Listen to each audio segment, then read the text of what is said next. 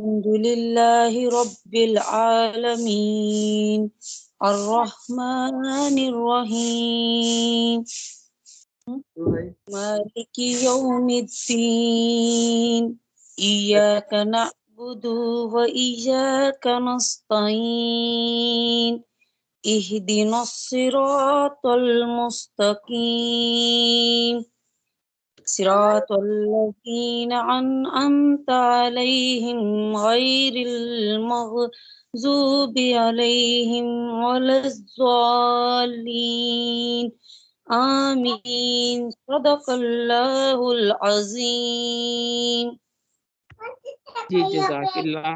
شبنم آپ نعت پڑھیں. جی مس.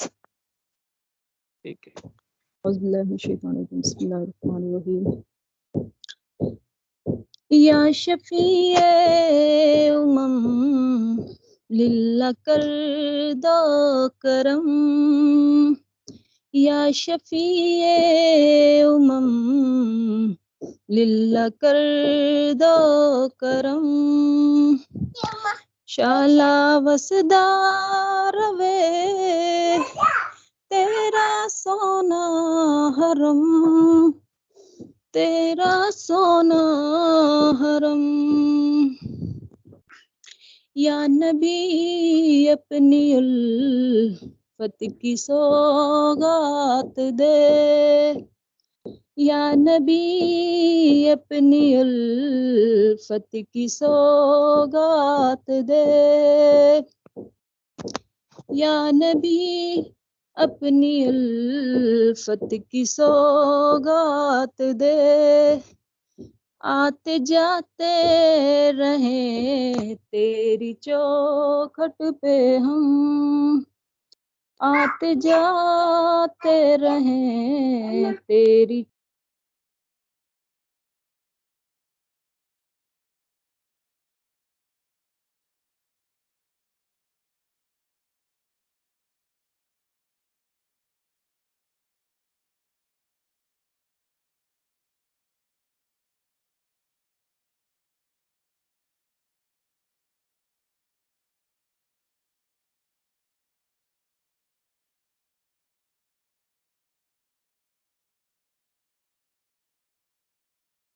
جی آواز آپ لوگوں کی طرف بھی آنا بند ہو گئی ہے شاید شبنم کی. میں بھی یہی بات کہنا چاہ رہی تھی. شبنم آپ کا مائک آف ہو گیا ہے، آپ نے اپنے مائک کو شاید ٹچ کر لیا ہے یا سگنل ایشو ہے. میں پھر پڑھ دوں. جی بالکل پڑھ دیں. سکون پایا ہے بے کسی نے، حدود غم سے نکل گیا ہوں، خیال حضرت جب آ گیا ہے تو گرتے گرتے سنبھل گیا ہوں، سکون پایا ہے بے کسی نے، حدود غم سے نکل گیا ہوں، خیال حضرت جب آ گیا ہے تو گرتے گرتے سنبھل گیا ہوں. کبھی میں صبح ازل گیا ہوں، کبھی میں شام اب ابد گیا ہوں، کبھی میں صبح ازل گیا ہوں، کبھی میں شام ابد گیا ہوں، تلاش جانا میں کتنی منزل خدا ہی جانے، نکل گیا ہوں، خیال حضرت جب آ گیا ہے تو گرتے گرتے سنبھل گیا ہوں، میرے جنازے پہ رونے والوں، فریب میں ہو بغور دیکھو، مرا نہیں ہوں غم نبی میں، لباس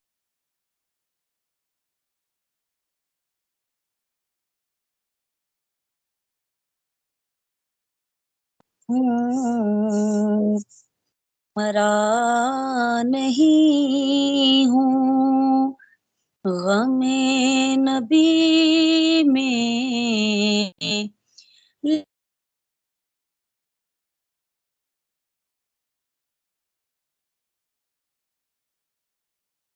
آیا ہوں، خیال حضرت جب آ گیا ہے تو گرتے گرتے سنبھل گیا ہوں، خیال حضرت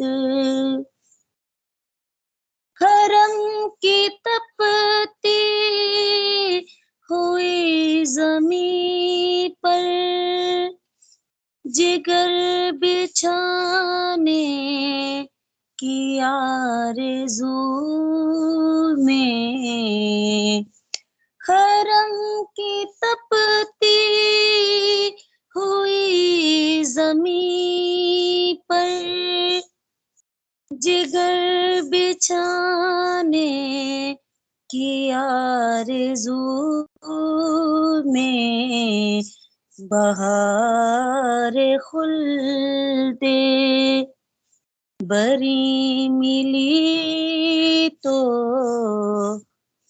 بچا کے دامن نکل گیا ہوں، خیال حضرت جب آ گیا ہے تو گرتے گرتے سنبھل گیا ہوں، بفیض حسان ابن ثابت برنگ نعت رسول اکرم، بفیض حسان ابن ثابت برنگ نعت رسول اکرم، کمر میں شعر و سخن کی لے میں ادب کے موتی اگل گیا ہوں، ख्याल हजरत जब आ गया है तो गिरते गिरते संभल गया हूँ, ख्याल हजरत।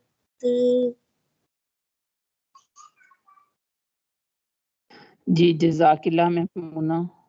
जी आज हम जो नावल करेंगे वो नावल है खुदा की बस्ती। ये नावल लिखा शौकत सदीकी ने और काफ़ी मशहूर नावल है। इससे पहले फ़ानी बदयूनी का एक शेर है, उसको पढ़ लेते हैं। दिल का उजड़ना सहल सही, बसना सहल नहीं ज़ालिम, बस्ती बसना खेल नहीं, बसते बसते बस्ती है।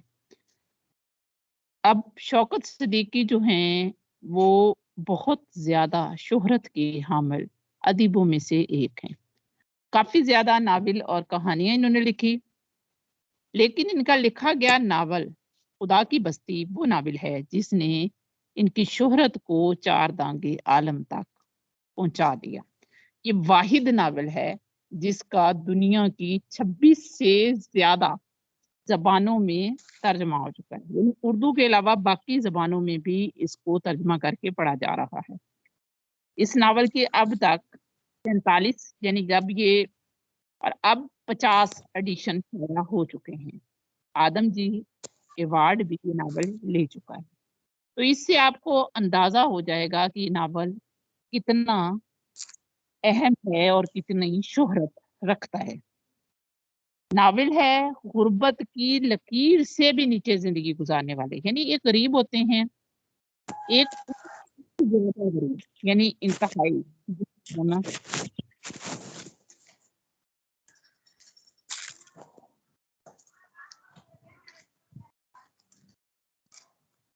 अच्छा, इंतहाई गरीब जो लोग हैं उनकी ज़िंदगी को ये नावल जो है वो ज़ाहिर कर।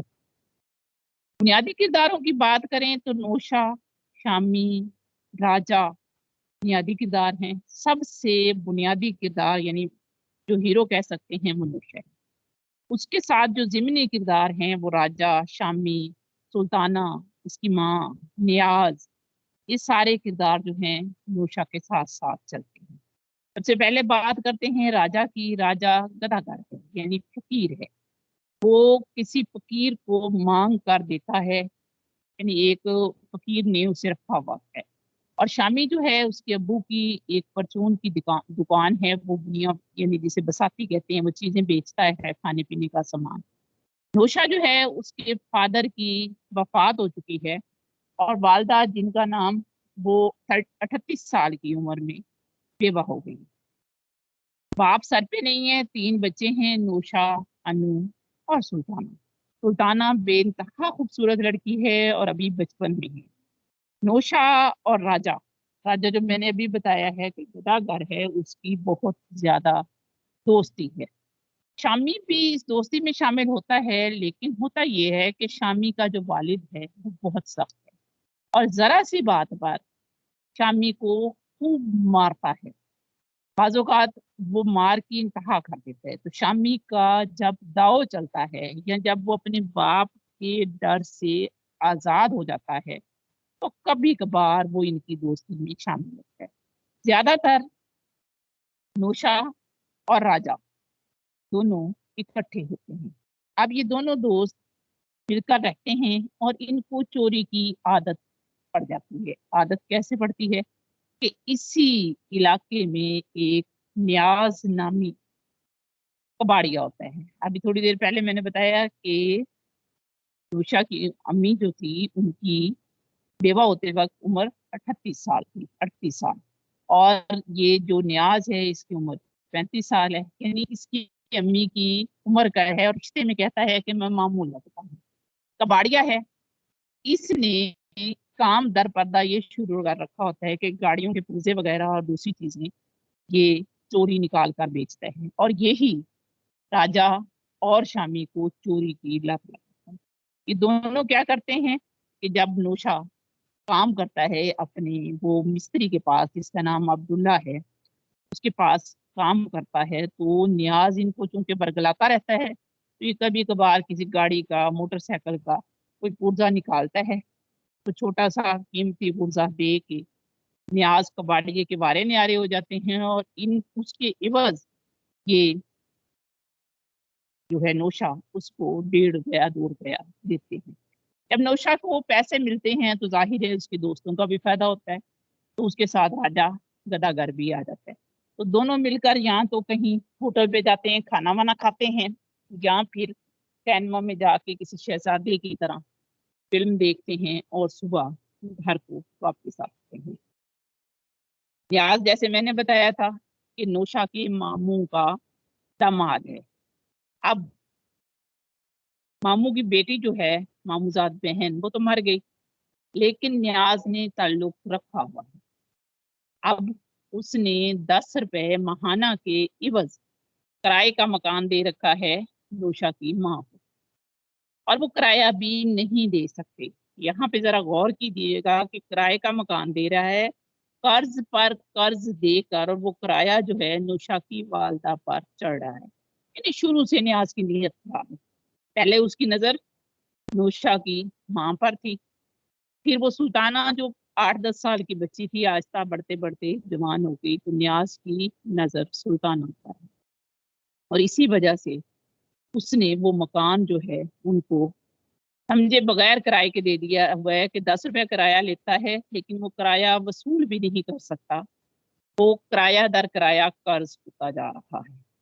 اب کیونکہ وہ اس کے احسانوں کے بوجھ تلے دبے ہوئے ہیں تو وہ سارا دن گھر رہتا ہے، ان کی چارپائی پر پڑا رہتا ہے، ان کے گھر کھانا کھاتا ہے اور سلطانہ کی ماں سے باتیں کیے جاتا ہے۔ اب نوشا کے فطرت میں چوری ڈل گئی، چھوٹے چھوٹے پرزے چراتے چراتے ایک دن وہ موٹر سائیکل کا تگڑا یعنی قیمتی پرزہ چراتا ہے اور لا کے نیاز کو دیتا ہے۔ نیاز بدلے میں اسے 10 روپے دیتا ہے۔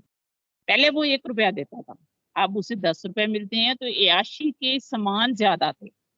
اس جگہ پہ آپ یہ بھی غور کیجئے گا کہ کس طرح دوسروں کے بچے بگاڑے جاتے ہیں۔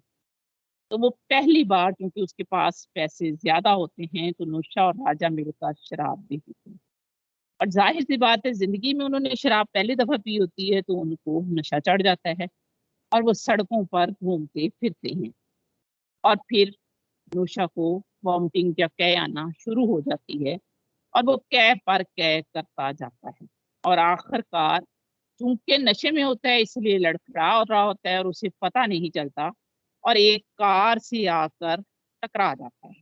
جب وہ کار سے ٹکراتا ہے تو اس کا سر پھٹ جاتا ہے اور وہ نیچے گرتا ہے۔ کار جو لڑکا چلا رہا ہوتا ہے اس کا نام ہوتا ہے سلمان، وہ اسے ڈاکٹر کے پاس لے جاتا ہے، اس کی مرہم پٹی کرتا ہے۔ سلمان بیسیکلی ایک امیر ذمہ دار خاندان کا بچہ ہوتا ہے اور شہر میں آ کے پڑھ رہا ہوتا ہے، ماں باپ کے پیسے پر وہ عیش کر رہا ہوتا ہے۔ وہ جب پٹی کروانے کے بعد اسے نوشا کے گھر نوشا کو چھوڑنے جاتا ہے تو سلطانہ کو دیکھ کر وہ دم بخود رہ جاتا ہے، وہ بھی اس کا دیوانہ بن جاتا ہے۔ سلطانہ بھی جو ہے وہ سلمان سے محبت کرنے لگتی ہے۔ سلمان کے بارے میں نے ابھی بھی بتایا کہ گاؤں کا رہنے والا تھا، شہر میں آ کر اس کو پنکھ لگ گئے تھے اور اس قدر پنکھ لگے تھے کہ عام طلباء کی طرح وہ پڑھائی نہ کرتا تھا بلکہ برائی کے تمام مراحل طے کر لیے تھے، جس میں نشہ، شراب اور عورتوں سے تعلقات، وہ تمام کام جو ایک مرد 55 سال کی عمر میں کرتا تھا وہ سلمان اسی عمر میں کرتا تھا اور پیسہ اس کے پاس کم نہیں تھا، گھر سے منی آرڈر پر منی آرڈر آ رہے تھے کہ بچہ پڑھ رہا ہے۔ اب گھر والوں کو جب پتا چلا کہ اس کی پڑھائی میں کارکردگی 0 ہے، جب اس کا رزلٹ گھر والوں کو ملتا ہے تو گھر والے جیسے عام گھرانوں میں ہوتا ہے اس کا خرچ بند کر دیتے ہیں۔ سلمان کو عادت تھی عیش و عشرت کی تو وہ اب گھر کے اندر رکھی ہوئی جتنی بھی قیمتی اشیاء تھی ان کو آہستہ آہستہ کر کے نیاز کباڑیے کو بیچ دیتا ہے اور کباڑیے سے تعلق اس کا ادھر سے ہی ہوا، نوشا کے گھر سے۔ اس کے پاس مزید رقم نہیں تھی، اب اس نے بھی اپنا بوریا بستر اسی گھر میں لگایا जिनको अपने खाने के खुद लाले पड़े हुए थे। वो वहां जाता, सुल्ताना से इश्क मोहब्बत की बातें करता और खाना वही कर लेता। नियाज को बाड़िया आता, वो सुल्ताना की माँ से बातें कर खाता और खाना वही खा लेता। नूशा चोरी पे लग चुका था। एक दिन तांबे की तार जो है वो काफी कीमती थी, उसको चुराता है और पकड़ा जाता है। अब उसका मिस्त्री जिसके हाथ से वो तांबे की तार चुराता है और उसके हाथ वो मैकेनिक का काम सीख रहा है, उसने उसे इतना मारा कि उसके जिस्म पर जख्म हो गए और कई हफ्तों तक वो अपने जख्मों को सेंकता रहा। राजा जिस फकीर के साथ गदागारी करता था, यानी वो कोड़जदा फकीर जो उससे गदागारी करवाता था, फकीरी करवाता था, उसको पुलिस पकड़ कर ले गई और राजा को छोटा बच्चा समझकर उन्होंने छोड़ दिया। अब इनका तीसरा साथी शामी, उसको पैसों की जरूरत होती है। वो कबाड़िए यानी वो सॉरी परचून फरोश की दुकान से, यानी अपने बाप की दुकान से 5 रुपए चोरी करता है और उसका बाप भी उसे बहुत मारता है। अब तीनों यार, राजा, शामी और नौशा, तीनों अच्छी खासी मार खा चुके हैं और मुआशरे से सताए हुए हैं। सारा दिन बैठे रहते हैं राजा की खोले में और फैसले करते हैं कि हमने मुस्तकबिल में क्या करना है। सोचते सोचते तीनों कहते हैं कि यहाँ हम कुछ नहीं कर सकते, अब हम कराची जाएंगे। रास्ते ही में शामी जो है वो घर वालों से उदास हो जाता है और रोते हुए वापस आ जाता है। राजा और नौशा कराची पहुंच जाते हैं और शाहजी नामी डकैत, जो बहुत बड़ा डकैत होता है, उसके हत्थे चढ़ जाते हैं। अब डकैत साहब क्या करते हैं कि वो बड़ी बड़ी कोठियां और घरों को देखते हैं और वहां इन दोनों को मुलाजम रखवा देते हैं। बच्चे होने की वजह से इन पर शक नहीं किया जाता। अब ये उस घर की मुकम्मल लोकेशन और उसके अंदर क्या कुछ है, ये शाहजी नामी डकैत को बताते हैं और शाहजी वहां चोरी करवा लेता है और चोरी के कुछ अरसे बाद वहां से उन्हें हटा के नए घर में डकैती पे लगा देता है। एक इंजीनियर के घर राजा जासूसी करने के लिए जाता है तो उसकी फैमिली राजा को बहुत ज्यादा प्यार और मोहब्बत देती है।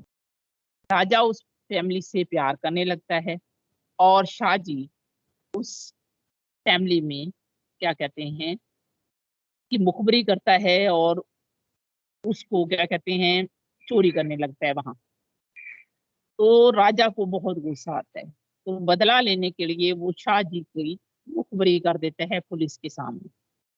शाहजी की मुखबरी करने पर राजा और नौशा भी पकड़े जाते हैं और शाहजी। पूरे गैंग के जो अरकान है उनको 4-4 साल सजा होती है, राजा और नौशा को 1 साल सजा होती है। उधर नियाज जो है, नजर उसकी सुल्ताना पर है, लेकिन नौशा की माँ को कहता है कि मुझसे शादी करनी। तो जानती है कि सुल्ताना पर इसकी बुरी नजर है और वो सुलेमान को कहती है कि रात के टाइम आओ, सुल्ताना से शादी करके इसे ले जाओ, नियाज से जोड़। सलमान साहब वादा कर लेते हैं। सुल्ताना को दुल्हन बनाया जाता है। वो और उसकी माँ सारी रात सुलेमान का इंतजार करते हैं, लेकिन सुलेमान नहीं। नियाज जो है नौशा की माँ से शादी क्यों करना चाहता है, ये भी एक थोड़ी सी सोचने वाली बात है। वो नौशा की माँ की एक बीमा पॉलिसी लेता है जो काफी कीमती होती है। तो वो उसकी नीयत उससे शादी करके उसे मारने की होती है ताकि उसके नाम पर आए पैसे वसूल कर सके। खैर सुलेमान नहीं आता और सुल्ताना की माँ सारी रात सुलेमान का इंतजार करती है। नियाज काले खां के जरिए नौशा की माँ की मौत की बीमा पॉलिसी बनाता है, उससे शादी करता है और डॉक्टर मोटू के जरिए नौशा की माँ को वक्तन फवक्तन टीके लगवाता है और वो टीके इस किस्म के होते हैं कि दिल जो है वो काम करना छोड़ जाता है और आहिस्ता आहिस्ता कमजोर होकर बंद होता है और जब दिल बंद हो जाता है तो नौशा की माँ मर। अब नियाज उसके बीमे के पैसे लेता है और एक आलीशान कोठी बनवाता है। कबाड़िए का काम छोड़कर इंपोर्ट एक्सपोर्ट का कारोबार का मालिक बन जाता है। सुल्ताना और अनु अब भी उसके पंजे में होते हैं। सुल्ताना को हासिल करने के लिए उसको अन्नू को रास्ते से हटाना है। उसके लिए वो रोज अन्नू को इतनी मार देता है कि वो बेचारा एक दिन तंग आकर घर से ही भाग गया। अब अकेली सुल्ताना चुंगल में है न्याज कबाड़िए के, जो अब एक बहुत बड़ा बिजनेसमैन। अब उससे शादी नहीं करता, बल्कि बगैर शादी के शादी वाले तल्लुकात बनाता है सुल्ताना से, यानी उसका जिनसी इस्तेहसाल करता है। सलमान जो है सुल्ताना की माँ की मौत से चंद दिन पहले सुल्ताना से मिलता है, लेकिन सुल्ताना उससे बेरुखी दिखाती है। सुलेमान बताता है कि मेरे घर वाले जो हैं उन्होंने मेरा खर्चा बंद कर दिया है, मेरे पास रहने को कुछ नहीं था, खाने को रोटी नहीं थी, तो मैं तुम्हें किस तरह अपने पास रखता। सुल्ताना उसे वो रात याद दिलाती है जब उन्होंने सारी रात उसका इंतजार किया था, और वो कहती है कि अब न्याज ने मेरे अब्बू से शादी कर ली है, तुम यहाँ ना आना। सलमान ने चूंकि न्याज को बहुत कुछ बेचा हुआ होता है, इसलिए वो उससे डरता है और फिर भाग जाता है। तो सुल्ताना समझे उससे नफरत करने लग जाती है। सलमान के हालात वाकई ही खराब थे। इन्हीं दिनों में ना उसकी अपने एक प्रोफेसर अली अहमद से मुलाकात होती है, जो उसे एक रफाई तंजीम फलक पीमा का रुकन बनवा देते हैं। अब फलक पीमा के जो अरकान होते हैं उन्हें स्काई लार्क का नाम दिया गया होता है। स्काई लार्क जो थे वो मुल्क में खते गुर्बत से नीचे रहने वाले जो लोग थे उनकी फलाहो बहबूद के लिए काम करते थे। अब जरा याद करें, नौशा की पूरी फैमिली जो थी, पूरा खानदान था, वो भी गुर्बत की लकीर से नीचे थी। सुलेमान ज़ौक़ शौक से इस काम में हिस्सा लेता है और पूरी मेहनत करता है। बदले में उसे रोटी, कपड़ा और मकान मिलता है। फलक पेमा चूंकि मुकम्मल खुलूस से काम कर रही होती है, तो वो मुल्क में बहुत शोहरत पर पहुंच जाती है। तो सियासतदान उसकी मुखालफत करते हैं, जिसकी वजह से उन्हें सियासत में हिस्सा लेना पड़ता है। अब सियासत सिर्फ सियासतदान कर सकते हैं। फलक पेमा जो है सियासत करते हुए अपने फंड खो देती है और खत्म हो जाती है। प्रोफेसर सफदर वसी जो हैं उनके पास बहुत कम वसाइल और अराकीन के साथ वो दोबारा फलक पेमा को अपने पैरों पर खड़ा करते हैं। सलमान जब फलक पेमा खत्म होती है तो अपने गांव चला जाता है और एक पाकीज़ा अमीरजादी से शादी कर लेता है। उसके ससुराल वाले जो होते हैं उनका स्टेटस या मर्तबा बहुत ऊंचा होता है, तो कराची में उसको एक आला पोस्ट मिल जाती है, वो बहुत खुश है। लेकिन चूंकि उसकी बीवी मॉडर्न थी, और बात पे गौर कीजिएगा, पाकीज़ा थी, लेकिन उसके ताल्लुकात कायम हो जाते हैं सलमान के बॉस से, और उसके बॉस से ने जो पहले ताल्लुकात उससे छुप के किए थे वो शादी के बाद खुल्लम खुला हो जाते हैं। पहले तो वो बेगैरत बनकर देखता रहता है दोनों मियाँ बीवी और बॉस का ताल्लुक, फिर वो दोनों पे लानत डालकर दोबारा फलक पेमा में आ जाता है। जेल में राजा और नौशा दोनों साथ साथ नहीं रह सकते, दोनों अलग हो जाते हैं। अलग होने की वजह क्या होती है कि नौशा की दोस्ती पोकर नामी लड़के से हो जाती है, जो बदमाशों का सरगना। दोनों पोकर और नौशा जेल से अलग हो जाते हैं, और नौशा अपने उस्ताद पैदरों से मिलता है, पोकर उसे मिलाता है, और वो जनाब उसे बाकायदा चोरी चकारी और राहगीरों की जेब उतरना सिखाता है। जल्द ही नौशा एक नामी ग्रामी जेब कुतरा और चोर बन गया। मगर मसला ये था कि नौशा की नीयत नहीं भर रही थी। जितने भी नोट वो लूट कर ले आता, उसमें से ज्यादातर हिस्सा पेदरो लेता और नौशा को उसका उसकी उजरत या कम हिस्सा मिलता। नौशा ये काम करते हुए बहुत आगे निकल गया था, और वो चाह रहा था कि मुझे पेदरो को रकम नहीं देनी। वो अपनी रकम उससे छुपा लेता है, तो उस्ताद पेदरो उसको खूब मारता है और अपने गैंग से उसे निकाल देता है।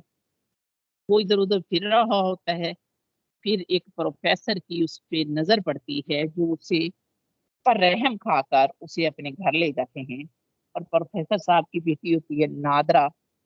नौशा की तरबियत में था कि वो औरतों की तरफ मुंह उठाकर या नजर उठाकर नहीं देखता था। नौशा उनके घर के काम करता है और उसकी बेटी की तरफ मुड़ कर भी नहीं देखता।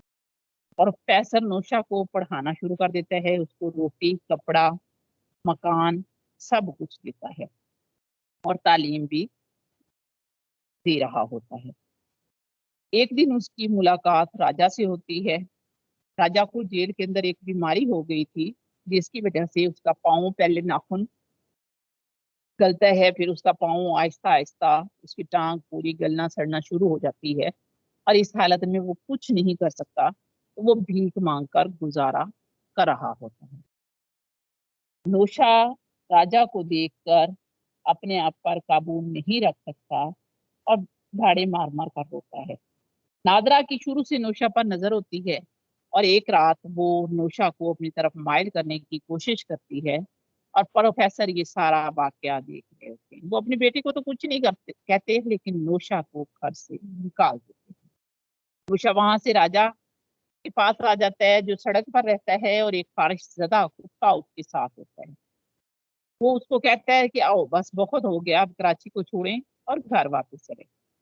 राजा रोकर कहता है कि ये चाकू रख लो, ये मेरी निशानी है, इसे अपने साथ ले जाओ। नौशा इनकार करता है कि मैं अब चाकू नहीं रखता, लेकिन राजा रोहनसा होकर कहता है कि मेरी याद के तौर पर ये चाकू रखो।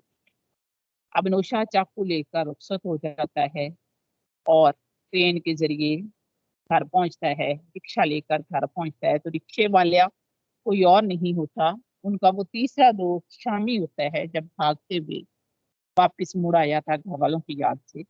और शामी ने नूशा के घर पर नजर रखी हुई होती है, तो वो उसको उसकी माँ की मौत की असल वजह और न्याज की सारी बुराइयों के बारे में बताता है कि वो इस तरह तुम्हारी बहन पे कब्जा जमाए हुए हैं। तो राजा मंसूबा बनाता है और उसी रात चाकू से न्याज के जिस्म के 1000 टुकड़े कर देता है और खुद को पुलिस के हवाले कर देता है। सुल्ताना के साथ न्याज के ताल्लुक से एक नाजायज बच्चा भी सुल्ताना का पैदा होता है और उसकी शादी चूंकि नहीं हुई होती, तो उसकी जायदाद जो सारी न्याज कबाड़िए की थी वो अब सुल्ताना की हुई। तो वो खान बहादुर जो कबाड़िए का दोस्त था, वो उससे हासिल करने के लिए बहुत कोशिशें करता है। लूशा जेल में होता है, लेकिन सुल्ताना डटी रहती है। आखिरकार वो औरत होती है, डर जाती है और अपने छोटे बेटे अयाज को लिए एक अपने बावर्ची के घर जाती है। वहां भी उसे सुकून नहीं। फिर वो उस इलाके में खुलने वाले एक कशीदाकारी के इदारे में नौकरी करने लगती है और वो कशीदाकारी का अदारा जो है फलकनुमा या स्काई लार्क चला रहे होते हैं। स्काई लार्क का सरबराह उस वक्त अली अहमद होता है। अली अहमद से सुल्ताना के ताल्लुकात बढ़ते हैं। अली अहमद एक नेक इंसान होते हैं। वो सुल्ताना से न सिर्फ शादी करते हैं, बल्कि उसके नाजायज बच्चे को भी अपना नाम देते हैं और अपना बच्चा बना लेते हैं। एक दिन सुलेमान भी किसी काम से वहां पहुंच जाता है, क्योंकि वो भी फलकनुमा में काम कर रहा होता है। अली अहमद और सुल्ताना को देखकर उसके दिल पर सांप लौट जाते हैं, उसे अपने तमाम कारनामे याद आते हैं। नूशा, क्योंकि उसने सबके सामने और अपनी बात से मुकरता भी नहीं है, उसे क्या कहते हैं, मौत की सजा सुना दी जाती है। नावल के इख्तिताम तक अन्नू का पता नहीं होता जो घर से भाग गया। तो ये लंबा नावल जो है इसी जगह पे खत्म है। जी, कोई नावल के बारे में सवाल करना चाहें तो आप कर सकते हैं, नहीं तो फिर एंड करते हैं। मैम जी, मैं वो शौकत सिद्दीकी का ना थोड़ा तारुफ और ये चीज़ें बताना चाहती थी। बिल्कुल बताएं जी, टाइम तो है, जी बच्चे सुनना। जी बिल्कुल, अगर किसी ने लिखना है तो वो लिख भी सकता है। तो शौकत सिद्दीकी के तारुफ में यही है कि वो 1923 में लखनऊ में पैदा हुए थे और 2006 में उनका इंतकाल कराची में हुआ था और वो कराची में ही मदफून है। تھوڑا سا ان کے تعلیمی حوالے سے دیکھ لیتے ہیں۔ شوکت صدیقی نے اسلامیہ ہائی اسکول لکھنؤ سے میٹرک پاس کیا، ایف اے اور بی اے بطور پرائیویٹ امیدوار پاس کر کے پھر لکھنؤ یونیورسٹی سے ایم اے سیاسیات میں کیا۔ شوکت صدیقی نے ماہ نامہ ترکش ہے لکھنؤ سے بطور ایڈیٹر ملازمت کا آغاز کیا تھا، یعنی جو ان کی پہلی ملازمت تھی وہ ماہ نامہ ترکش میں جو لکھنؤ سے شائع ہوتا تھا اس میں ایڈیٹر کے طور پر آغاز کیا تھا۔ پھر جب تقسیم ہندوستان ہوئی تو 1947 میں شوکت صدیقی لکھنؤ سے کراچی منتقل ہو گئے اور پھر انہوں نے وہاں پہ اپنی ازدواجی زندگی کا بھی آغاز کیا۔ 1952 میں شوکت صدیقی کی شادی کراچی میں ہی ایک اور سریا بیگم سے ہوئی۔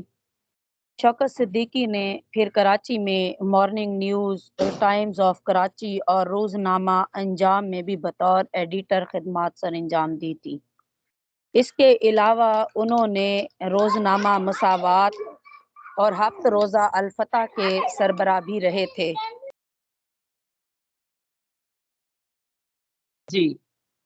جی میم میں آگے بتا رہی ہوں، وہ تھوڑا بچے شور کر رہے تھے تو ان کو منع کیا۔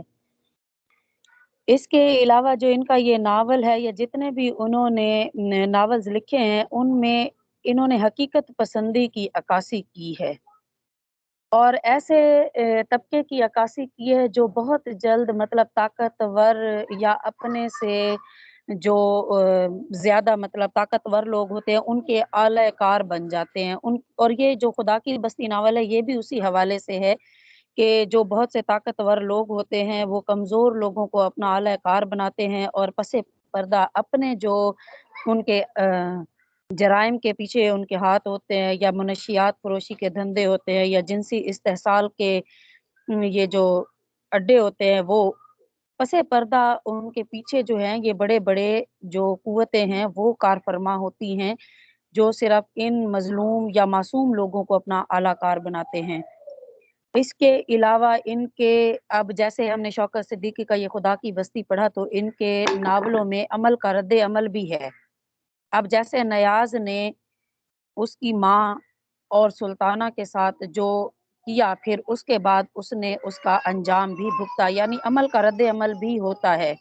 اس کے علاوہ انہوں نے کئی ڈرامے، کالم، ناول اور افسانے بھی لکھے ہیں اور ان کا ایک اور ناول تھا جانگلوس جو پی ٹی وی میں ڈرامہ کے طور پر نشر کیا گیا تھا اور یہ خدا کی بستی بھی پی ٹی وی پر نشر کیا گیا تھا اور تقریباً 5 بار یہ پاکستان ٹیلی ویژن سے نشر ہوا ہے۔ یہ سب سے اہم معلومات ہے، 5 مرتبہ یہ پاکستان ٹیلی ویژن سے نشر ہوا ہے۔ سب سے پہلی بار جب اس ناول کو ڈرامائی شکل دی گئی تو وہ 1969 میں 1969 یہ ڈرامہ کی شکل میں ٹیلی کاسٹ کیا گیا تھا۔ پھر دوبارہ جب 1974 میں ذوالفقار علی بھٹو وزیر اعظم پاکستان بنے تو انہوں نے پرزور اپیل کی یا جو بھی ہے اس کا اصرار کیا تو پھر دوبارہ یہ 1974 میں دوسری مرتبہ بھی پاکستان ٹیلی ویژن سے ٹیلی کاسٹ ہوا تھا اور اس کا تقریباً جیسا کہ میم نے پہلے بھی بتایا ہے کہ 50 سے زائد یعنی 47 48 یا 50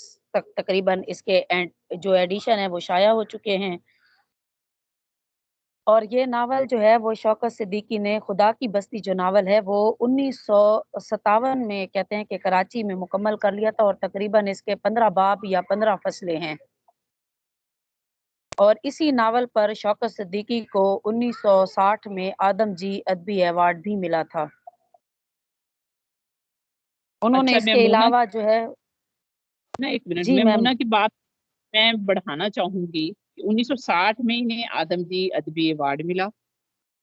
تمغہ حسن کارکردگی یہ 1997 میں انہیں ملا۔ جی کمال فن ایوارڈ 2002 میں ملا۔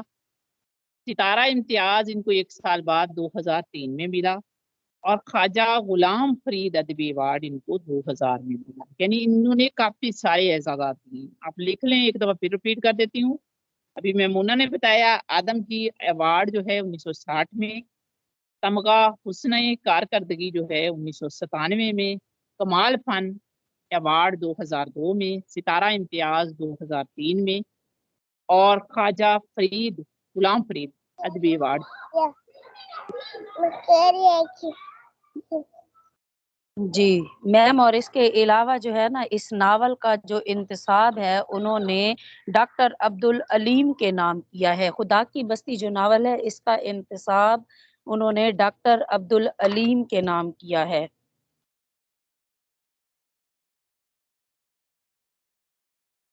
اچھا، انہوں نے آغاز کیا، تھوڑی دیر پہلے میمونہ نے بتایا تھا، 1944 میں ترکش سے۔ اس کے بعد مساوات کراچی کا رسالہ تھا، اس کی یہ بانی اور پھر ایڈیٹر انجام، تھے۔ جی بانی بھی تھے مساوات کے، جی جی جی پھر چیف ایڈیٹر تھے، پھر ایک رسالہ نکلتا تھا کراچی سے الفتح، اس کے بھی سربراہ ہیں۔ وہ آپ 4 رسالے ہیں، ترکش،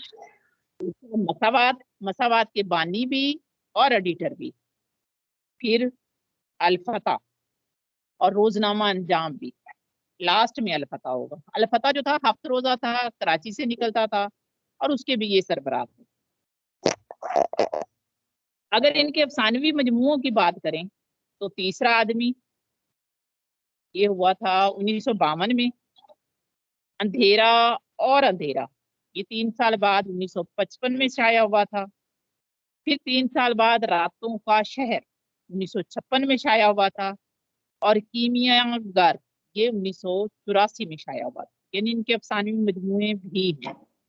ناولوں میں کمین کا یہ 1956 میں، خدا کی بستی ابھی میمونہ نے بھی بتایا ہے کہ 1958 میں، جانگلوس 1988 میں، اور 4 دیواری 1990 میں شائع ہوا۔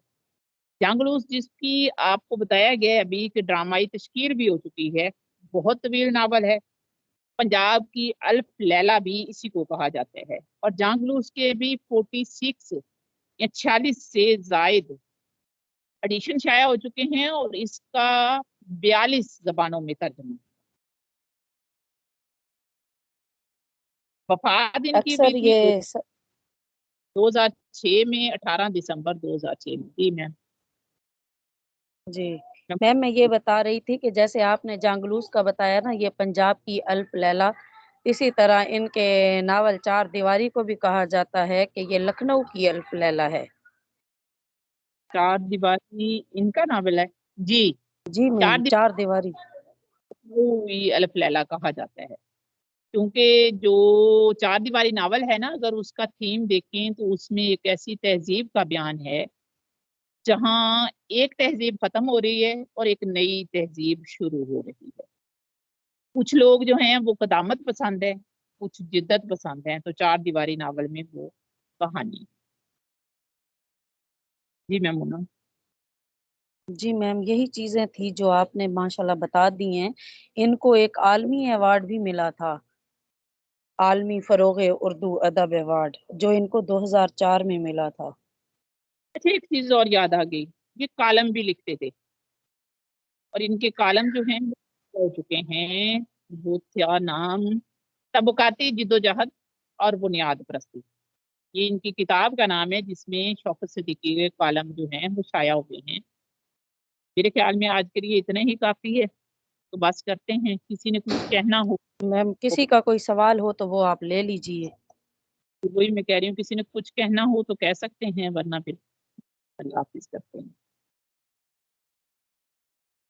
میرے خیال میں سب ناول کی سٹوری کے بعد تھوڑے سوگوار ہیں، اس لیے اللہ حافظ۔ جی میم، بہترین، بہت زبردست۔